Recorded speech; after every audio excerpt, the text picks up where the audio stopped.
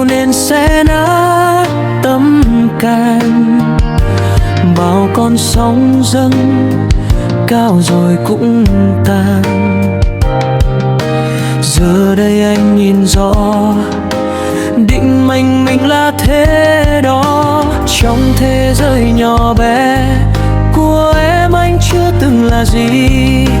Chưa một lần anh cao tiếng nói, chỉ còn nỗi đau sáng ngời.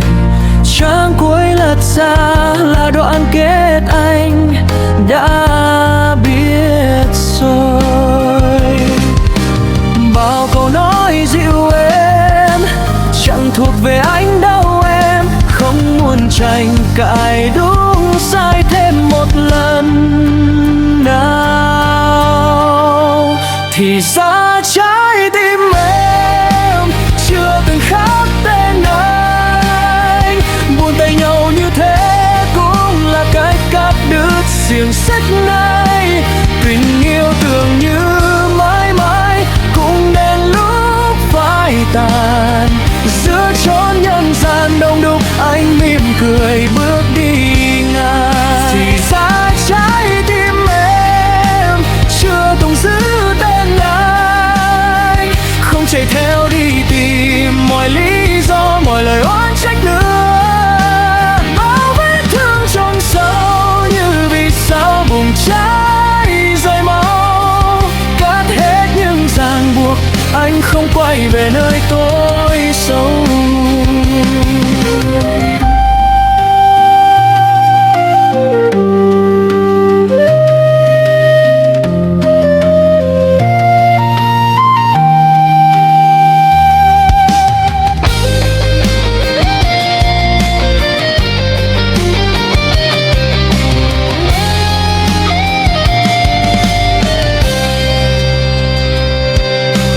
Chưa một lần anh trách móc, chỉ nhìn ánh mắt em lạnh dần.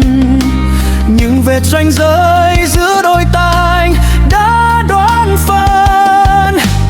Bao câu hứa ngày xưa giờ nghe sao quá dư thừa. Không muốn cãi vã ai đau nhiều hay ai được nghe. Thì ra trái tim em chưa từng khắc tên anh. Buông tay nhau như thế cũng là cách cắt đứt xiềng xích này. Tình yêu tưởng như mãi mãi cũng đến lúc phai tàn. Giữa chốn nhân gian đông đúc anh mỉm cười bước đi ngang. Thì ra trái tim em chưa từng giữ tên anh. Không chạy theo đi tìm mọi lý do, mọi lời oán trách nữa.